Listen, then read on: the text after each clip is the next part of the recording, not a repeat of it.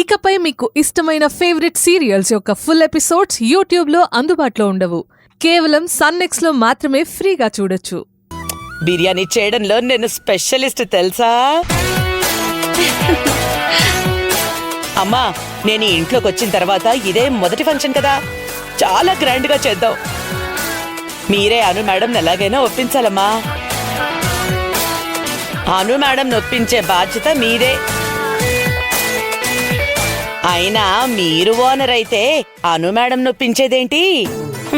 మీరు అనండి, దమ్ బిర్యానీ, చికెన్ బిర్యానీ, బోల్డ్ రకాల వంటలతో అద్దరగొట్టేస్తాను. కాంతమ్మ, ఈ ఇంటికి ఓనర్ అను మేడమే. అను మేడం నిర్ణయం మనకి ఇంపార్టెంట్. ఊరుకోండమ్మా, మాకు తెలీదా ఏంటి? అను మేడం కూడా మిమ్మల్ని మేడం మేడం అంటారు. వద్దు, ఈ టాపిక్ నొదిలే కాంతమ్మ. అను మేడంని నేను ఒప్పిస్తాను కదా. ఏమంటావు స్వర్ణ?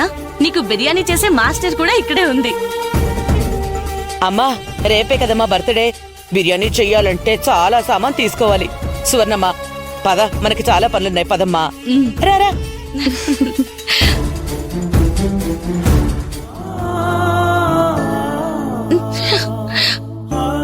అమ్మా, నా కడుపులో పెరుగుతున్న బిడ్డ అను మేడం బిడ్డ.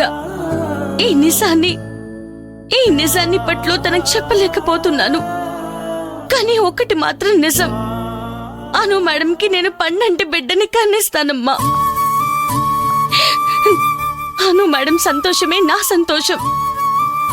పైనుండి మీరు కూడా నన్నెప్పుడూ దీవిస్తూనే ఉంటారని నాకు తెలుసమ్మా.